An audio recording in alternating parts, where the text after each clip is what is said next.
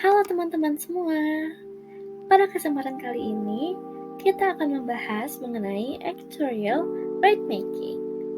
Jangan lupa di like dan komen ya.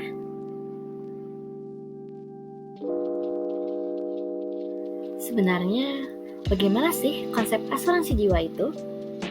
Menurut OJK, perusahaan asuransi jiwa adalah perusahaan yang memberikan jasa dalam penanggulangan risiko dan membayarkannya kepada pemegang polis atau pihak lain seperti ahli waris. Singkatnya, konsep dasar asuransi adalah pentransferan risiko dari pemegang polis kepada perusahaan asuransi yang diwujudkan melalui pembayaran manfaat sebagai hak yang didapatkan setelah membayar kewajiban berupa premi. Terdapat beberapa jenis asuransi yang dikelompokkan berdasarkan masa pertanggungan yang diberikan. Yang pertama ada asuransi seumur hidup, di mana benefit akan diberikan jika pemegang polis meninggal dalam usia berapapun setelah memasuki masa pertanggungan.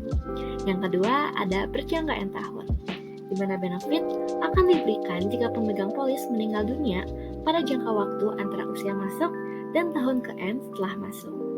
Dan yang ketiga adalah pure endowment, di mana benefit akan diberikan jika pemegang polis mencapai usia tertentu atau masih hidup. Selanjutnya adalah asuransi diguna atau endowment, di mana asuransi ini merupakan asuransi gabungan antara asuransi berjangka N tahun dan pure endowment. Dan yang terakhir adalah asuransi ditunda M tahun, di mana benefit akan diberikan jika pemegang polis meninggal dunia setelah M tahun terlewati, dan setelah itu pemegang polis dapat mengikuti jenis asuransi lain seperti whole life ataupun asuransi berjangka.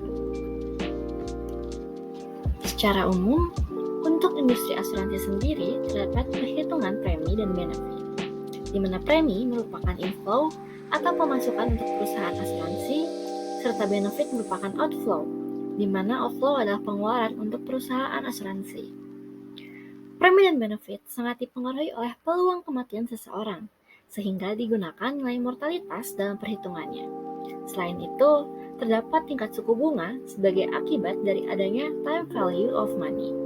Outflow sendiri meliputi manfaat asuransi, biaya operasional, serta biaya lain-lain.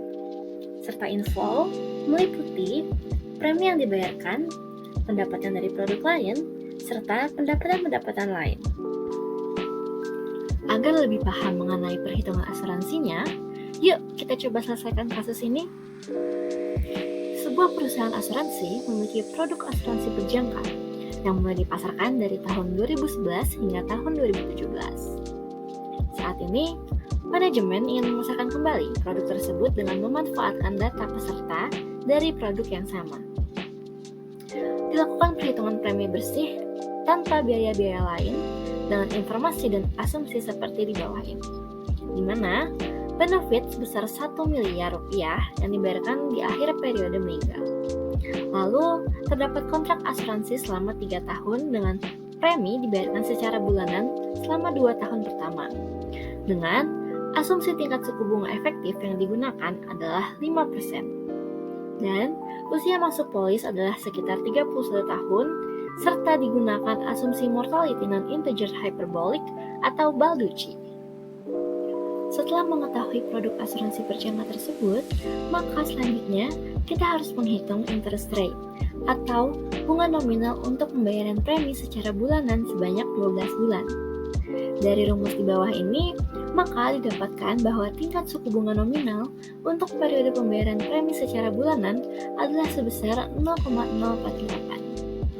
Pada perhitungan yang dilakukan, digunakan asumsi Balducci untuk mencari nilai mortality rate dari data historis yang ada. Asumsi Balducci merupakan salah satu metode dalam menghitung fractional mortality rate dengan T dan Y bernilai 0 hingga 1. Umumnya, perhitungan menggunakan asumsi ini dapat menghasilkan nilai premi yang lebih besar, sehingga menguntungkan perusahaan asuransi jauh lebih banyak. Setelah kita memahami tentang asumsi Balducci, maka dapat dilakukan perhitungan untuk asumsi mortalitas Balducci untuk jumlah orang yang hidup pada bulan 1 hingga 12, serta peluang kematian dan peluang hidup orang yang berusia 31 tahun, yang dilambangkan dengan LX plus T, TQX, dan TPX. Asumsi mortalitas Balducci sudah didapatkan. Lalu apa lagi?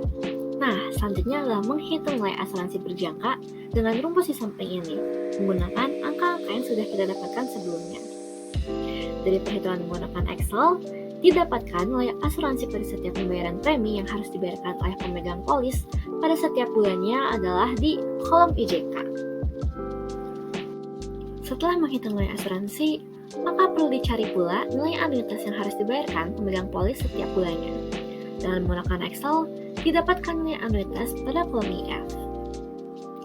Dari perhitungan sebelumnya, kita sudah mendapatkan nilai anuitas sebesar 23,89 dan asuransi berjangka sebesar 0,0034. Dengan menggunakan rumus net premium, maka didapatkan nilai premi bersih yang harus dibayarkan pemegang polis setiap bulan adalah sebesar Rp143.000.